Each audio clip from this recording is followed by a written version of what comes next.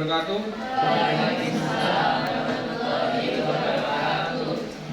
Sebelum kita mulai pembelajaran, saya presensi dulu. Adelia Indah Cahyani. Adelia, bilang Adelia. Ananda, Angelina, Anissa Aulia, Ajis, Aulia Octavia, Carolina, Dia, Dewi Putero, Dimas, Elisa, Enrico, Erdita, Farah, Ferry, Firdo, Hanun, Indi Okta, Christian Pandu, Lexia, Muhammad Andri, Muhammad Rafi, Nadia, Nafira, Nandito, Najwa, Alfia, Najwa Alfia, Rara Rafaela, Tajbita, Tirza, Vika. Oke, baik. Kita nanti akan mempelajari tentang nafza. Apa itu nafza? Dan bahaya ketergantungan nafza bagi siswa. Apa itu nafza? Dalam undang-undang di Indonesia apakah ada tentang penyalahgunaan nafza di Indonesia? Kemudian ancaman apa tentang penyalahgunaan nafza pada siswa, terutama pada kita?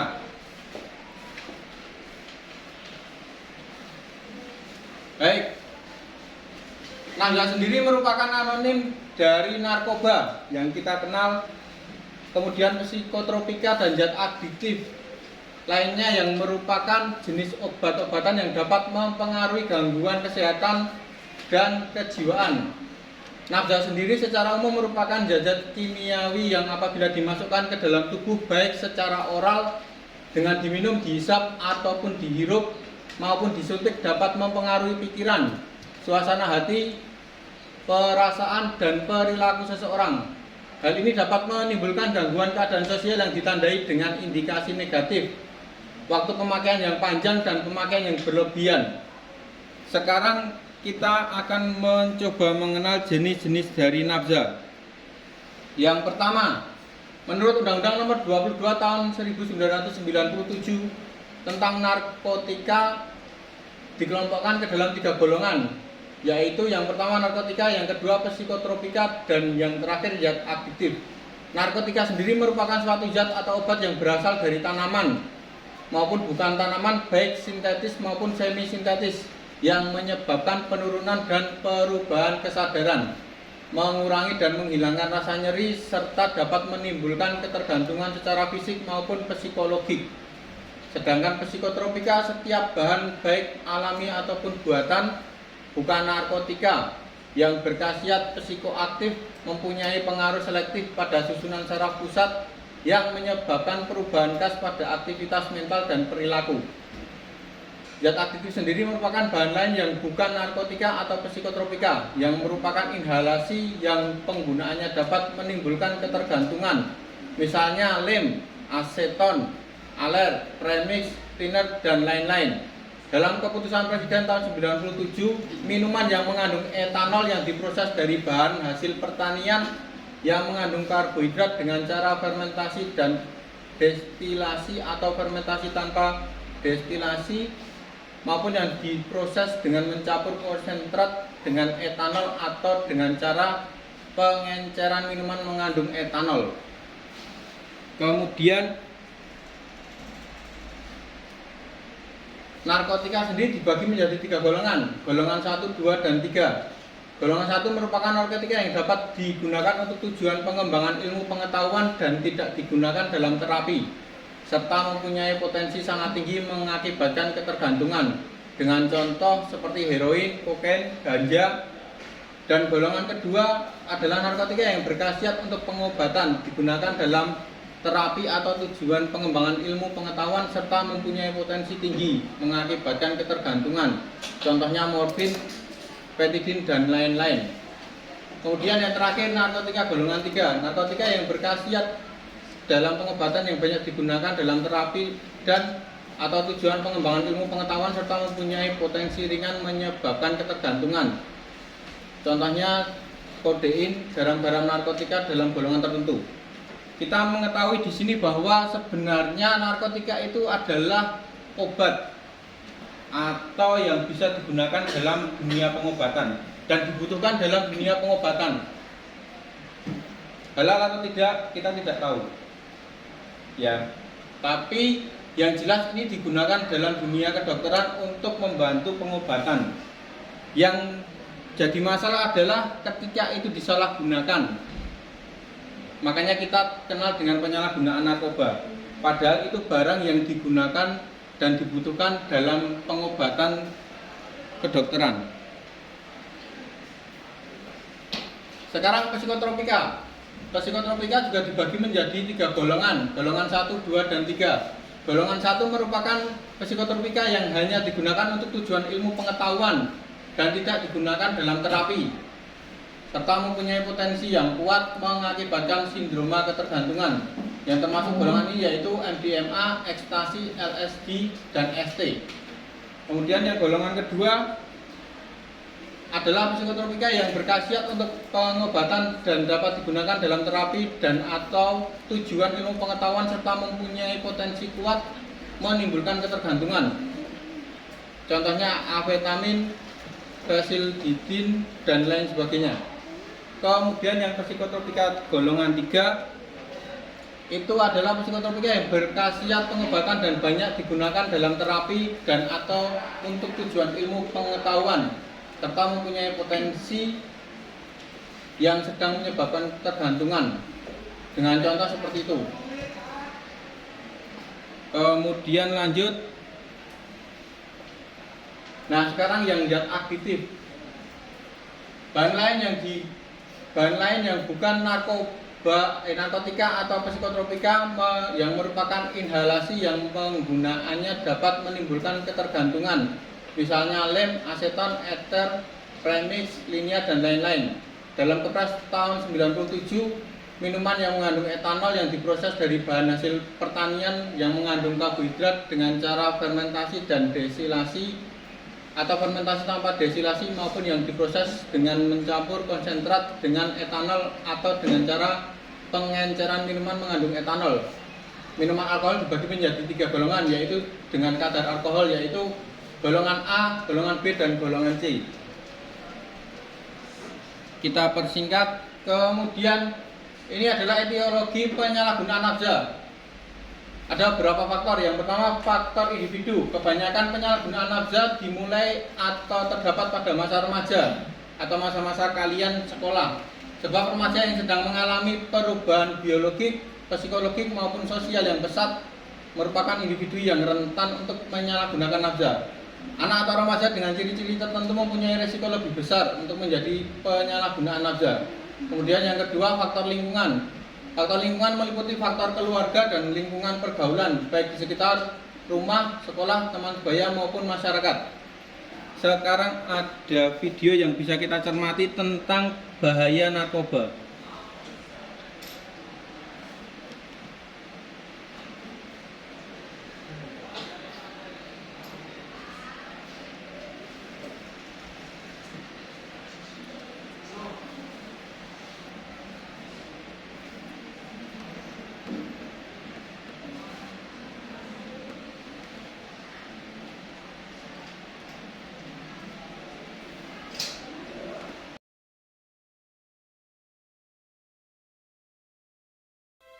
Saya seorang ibu biasa, ibu yang mencintai dan menempatkan keluarga di atas segalanya. Mungkin seperti Anda juga. Impian saya sederhana, membahagiakan keluarga, juga membesarkan anak yang berbakti dan berprestasi. Baiklah anak-anak. Seluruh waktu dan tenaga saya kerahkan untuk mewujudkannya. Tapi tentu saja, hidup tidaklah mudah. Ya, ibu jatuh. Lo gak apa-apa. Ayo ikut gua. Ayo. Sebaik apapun kita berusaha, ada hal-hal yang memang tak terduga. Dan terkadang itu di luar kuasa kita. Ini obat apa? Ini buat supaya lo percaya diri lagi. Itu buat supaya semangat lo hidup lagi lah. Kita juga udah pada mau ini. Ini buat lo. Sebentar ya, Mas.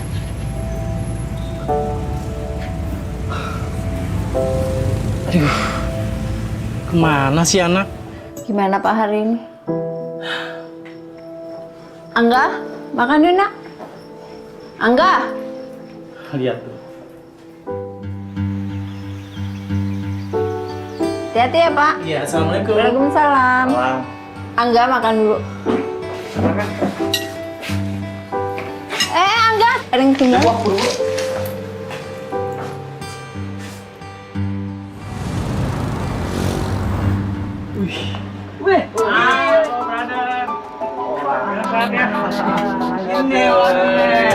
CS kita lagi terus.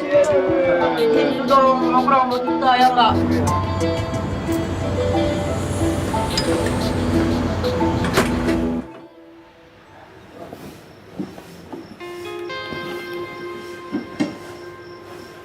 Angga?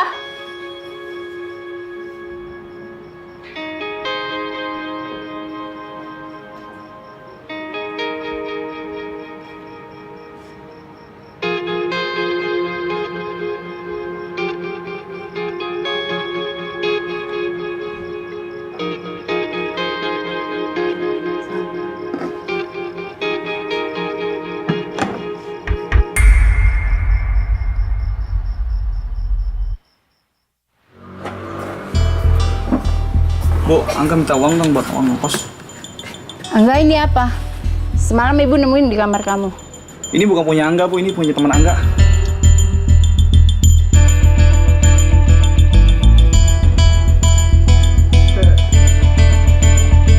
Hei! Lagi ngapain di sana? Nggak ngapa-ngapain kok, Pak. Masuk!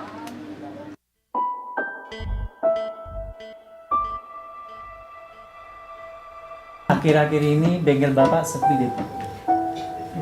Tapi yang ngebantuin nggak tahu kemana.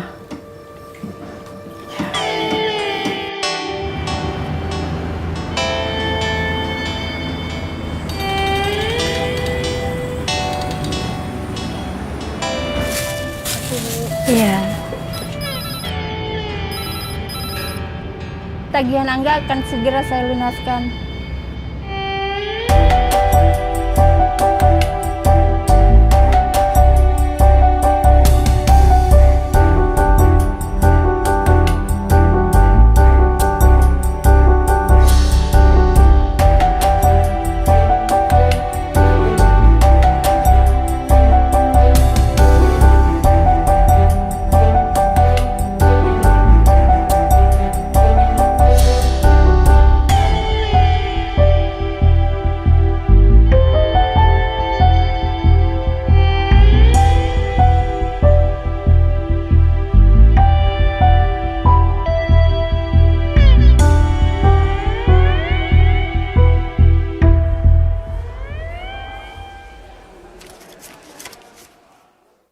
Boleh Pak bajunya. Senjata dijual Mbak? Oh iya Bu, dijual. Masih bagus nih ya? Masih bagus, boleh dicoba kok Bu atas ya. Berapa harganya Mbak? 200 Bu. Nggak kurang nih. Udah harga pas itu. Oke deh, saya ambil ya. Angga, mau kemana?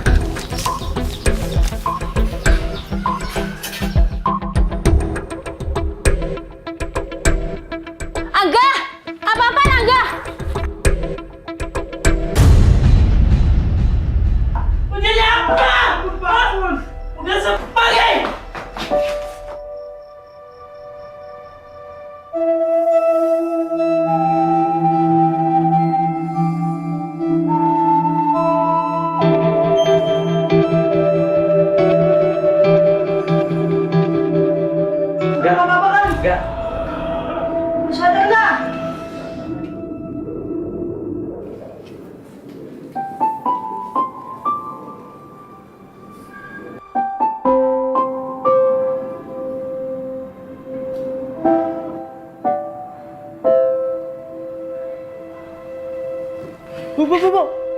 masuk rumah sakit.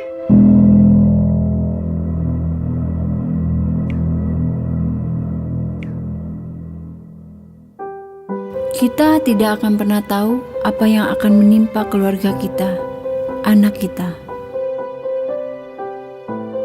Bisa jadi itu merupakan hal buruk, sebuah tragedi ataupun musibah yang membuat hati kita remuk.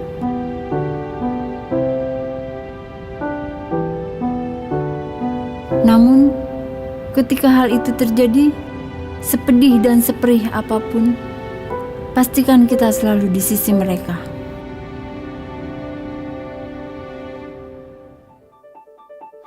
Zaman memang sudah berubah, dan untuk menjadi orang tua yang baik, selalu penuh dengan tantangan. Bersikap acuh dan masa bodoh bukanlah jawaban. Dukungan, kasih sayang dan perhatian kitalah yang akan melindungi mereka dari narkoba. Pak, Bu, ikut aku bentar yuk. Kita mesti berkomunikasi, senantiasa terbuka, dan saling berbagi saat suka maupun duka. Kita tidak boleh menyerah, karena kepada kitalah mereka bergantung. Anda adalah secercah cahaya, Anda adalah harapan.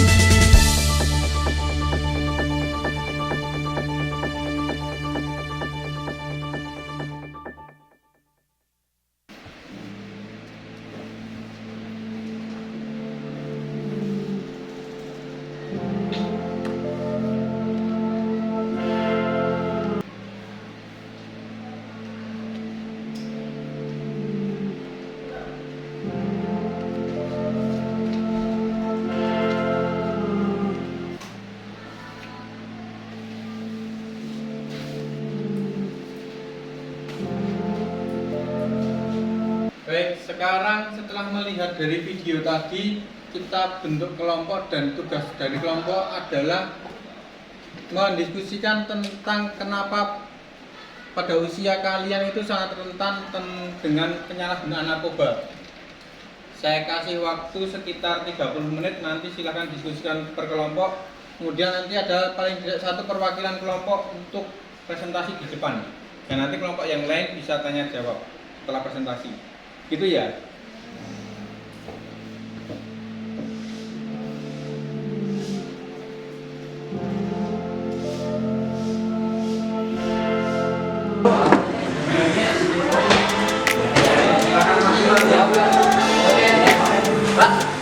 Ya, aku kakaknya tadi kan boleh dibagi ya orang ya.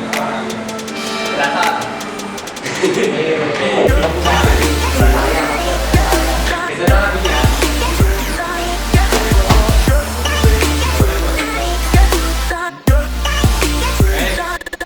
Mendapatkan presentasi dari kelompok 3 tentang tugas kelompok tadi. Silakan dimulai.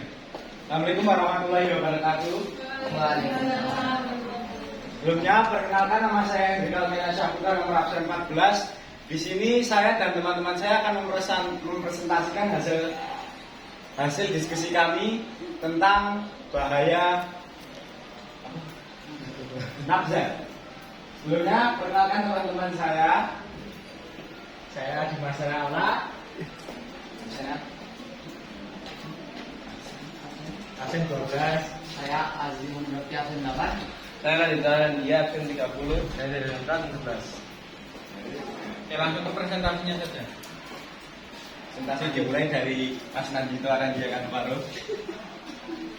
Kenapa pada usia kita rentan dengan penyalahgunaan nafza? Ada 3 faktor. Yang faktor pertama, faktor individu dan media informasi. Perkembangan teknologi yang membuat lebih mudahnya kami mengakses informasi tanpa batasan seringkali menjadi salah satu faktor kita bisa mengenal tentang nafza. Di mana pada media berita digital secara mainstream sering memberitakan para artis dengan penyalahgunaan narkoba tanpa diimbangi dengan pemberitaan bahaya penggunaan narkoba. Yang kedua, lingkungan keluarga. Kemudahan mendapatkan informasi sering tidak diimbangi pengawasan dan komunikasi yang baik dari orang tua kepada anak. Apalagi jika kondisi keluarga tersebut tidak sehat atau broken home. biasanya memicu anak untuk mencari pelampiasan, sehingga rentan untuk dikenalkan dengan penyalahgunaan narkoba. Yang ketiga adalah lingkungan sekolah. Lingkungan sekolah yang kurang disiplin juga bisa menjadi pemicu siswa untuk bisa mengenal tentang narkoba. Contohnya, sekolah tidak pernah memberikan pengenalan tentang bahaya narkoba dan bagaimana menjauhi untuk bisa mengenal hal tersebut. Sekolah yang tidak memberikan kesempatan bagi siswa untuk mengembangkan diri secara kreatif dan positif juga menjadi salah satu pemicu siswa mengenal narkoba. Yang kedua, permasalahan yang didapat. Kondisi lingkungan keluarga yang kurang komunikatif dan kondisi sekolah yang tidak memberikan kesempatan bagi siswa untuk mengembangkan diri dengan kegiatan positif bisa menjadi salah satu pemicu siswa mengenal tentang narkoba. Yang selanjutnya adalah solusi. Solusi secara individu, kita sebagai siswa harus memperkuat iman kita, sehingga ketika kita mendapatkan permasalahan baik itu di sekolah maupun di lingkungan, kita tetap ingat jika melarikan diri dari masalah tidak akan menyelesaikan masalah. Apalagi melarikan diri dari masalah dengan mengenal narkoba yang sudah pasti akan menambah masalah baru bagi kita. Solusi yang kedua dari sekolah harusnya sering-sering memberikan informasi tentang bahaya penyalahgunaan narkoba di sekolah, dan sering-sering memperhatikan para siswa yang kelihatan memiliki masalah namun tidak memiliki teman sharing. Sekolah harusnya memberikan siswa wadah untuk mengembangkan diri dengan kegiatan positif. Contohnya, siswa diberikan wadah kegiatan ekstra yang secara waktu dan fasilitas diperhatikan oleh sekolah. Sekolah melalui guru harus bisa menjadi teman bagi siswa selain sebagai pendidik, sehingga bagi siswa yang kesulitan dalam berinteraksi sosial tetap merasa aman dan nyaman ketika berada di lingkungan sekolah. Kesimpulannya adalah nafsa atau kita lebih mengenal dengan narkoba bukan hal yang tabu lagi untuk kita diskusikan. Terlebih bagi kita siswa menengah tingkat atas, di mana pada usia kita sangat rentan dengan penyalahgunaan narkotika. Peran sekolah sangat vital untuk memberikan rasa aman dan nyaman bagi seluruh warga sekolah, agar tidak ada siswa yang melampiaskan permasalahannya dengan kegiatan negatif. Terlebih dengan penyalahgunaan narkoba, bagi kita para siswa percayalah tidak ada manfaat sedikit pun tentang narkoba. Terima kasih. Masih ini sebelumnya. Terima kasih. Apakah ada pertanyaan? Ya, baik Mas Dimas. Mohon untuk menyampaikan pertanyaannya. Kan di Indonesia itu kan narkoba kan, kalau memakai narkoba itu kan melanggar hukum. Nah, kenapa kok masih banyak yang ingin menggunakan narkoba, sedangkan jika tertangkap sudah pasti dipenjara?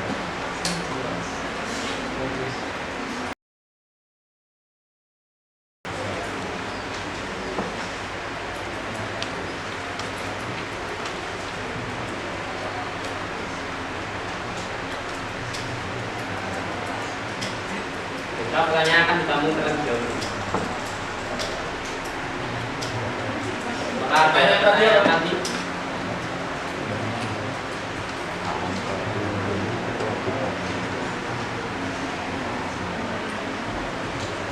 Jika ingin bertanya di bawah untuk mengajukan lagi.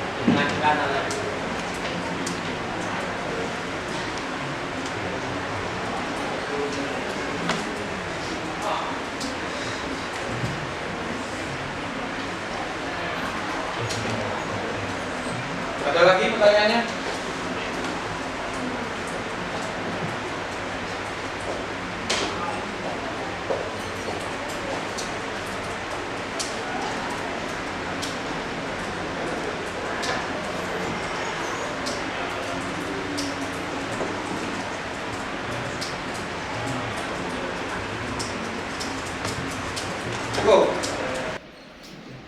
Cukup ya?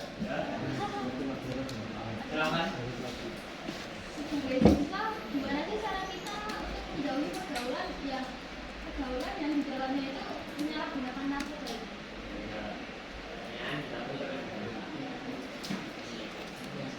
Maka ada pertanyaan lagi.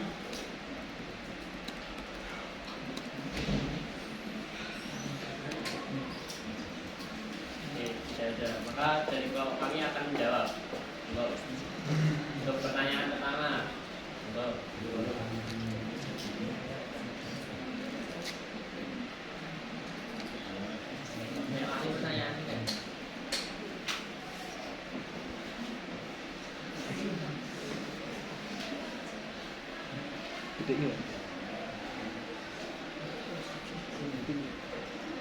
Besar bisa?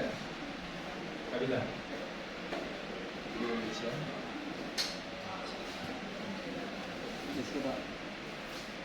Baik, pertanyaan yang pertama, di Indonesia memakai narkoba itu sudah pasti akan mendapatkan hukuman penjara. Lalu kenapa masih banyak yang menggunakan? Ada yang bisa jawab? Dari kelompok 3?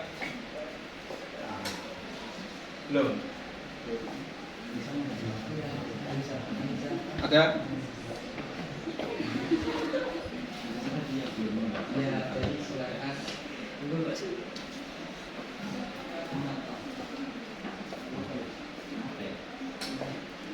Baik, kita tarik lagi ke awal. Kenapa orang memakai narkoba? Nah, mencari pelampiasan atau pelarian dari suatu masalah atau suatu kondisi. Kenapa di Indonesia sudah jelas hukum tapi masih pada memakai narkoba? Jawabannya adalah karena butuh pelampiasan atau pelarian untuk menenangkan dari suatu masalah atau suatu kondisi yang ke arah negatif. Itulah kenapa seharusnya di sekolah itu selalu mendapatkan penyuluhan atau penyampaian tentang bahaya penggunaan narkoba. Karena di sekolah apalagi di tingkat SMA itu sangat rentan tentang penyalahgunaan narkoba. Masuk jam 7 pagi, pulang jam setengah 4 tanpa ada istirahat yang cukup, dengan beban pelajaran dan tugas yang sangat enak atau enggak? Nah, kalau tidak ada kegiatan refreshing atau kegiatan rekreasi yang bisa melampiaskan kegalauan kalian ke arah yang positif, biasanya sangat rentan untuk ke arah negatif, yaitu ke arah narkoba. Dan yang paling dekat itu biasanya adalah ke arah merokok atau minum minuman keras. Awalnya itu, nanti baru setelah itu naik lagi ke arah narkoba. Begitu. Itu untuk yang pertama. Yang kedua, sebagai siswa, bagaimana cara kita untuk menghindari pergaulan yang di dalamnya ada penyalahgunaan narkoba? Jawabannya adalah ketika kita tahu bahwa pergaulan itu akan mengarah ke negatif, kita akan lebih memilih untuk menghindari. Tapi kalau kita tidak tahu, berarti kita harus menguatkan iman kita sendiri. Dan untuk sekolah seharusnya memberikan kegiatan-kegiatan yang positif untuk kalian melampiaskan kegalauan kalian yang tadi, contohnya ekstrakurikuler atau auditor atau apa lagi, teknik satu kelas. Nah, dengan beban belajar yang sangat berat itu seharusnya kita bisa mendapatkan pengalian kegiatan yang positif seperti itu. Setuju? Setuju. Mungkin itu bisa nanti Bapak Fajar. Mungkin nanti itu bisa untuk masukan kita bersama dan cara kita untuk bisa menghindari pergaulan yang jauh dari narkoba. Cukup? Ada pertanyaan lagi? Ada yang mau tanya lagi dari kelompok 3? Tidak ada? Ada enggak? Tidak? Oke, kalau tidak ada, cukup. Silakan beri tepuk tangan buat teman-teman. Presentasi dari kelompok kaki. Wassalamualaikum warahmatullahi wabarakatuh. Waalaikumsalam warahmatullahi wabarakatuh.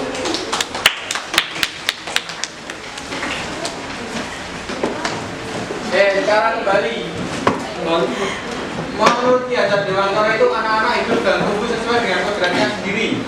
Pendidik itu hanya dapat merawat dan menuntut tubuh kodratnya itu, tidak bisa mengarahkan, tidak bisa menentukan. Yang menentukan kodrat hidup kalian itu kalian sendiri. Sehingga guru sebagai pendidik itu cuma bisa menuntun kalian. Kalian mau jadi apa nanti kalian sendiri yang menentukan. Kita flashback sedikit, kita mereview pembelajaran kita kali ini. Betapa pentingnya penyuluhan narkoba di tingkat sekolah menengah atas. Karena dengan seperti yang kita sampaikan dan kelompok 3 sampaikan tadi, bahwa kondisi kita itu sudah sangat memprihatinkan. Apalagi kita punya kemajuan teknologi yang sangat pesat. Kita mau pesan makan saja sekarang tidak perlu keluar rumah, bisa dari rumah. Kemudian untuk mengakses teknologi dan informasi itu juga sangat mudah. Kita dari rumah kita bisa tahu tentang apa saja yang ada di luar, termasuk tentang bagaimana cara menggunakan narkoba. Pertamanya coba-coba, nanti yang akhirnya tetap tidak akan bisa dilupakan. Seperti itu.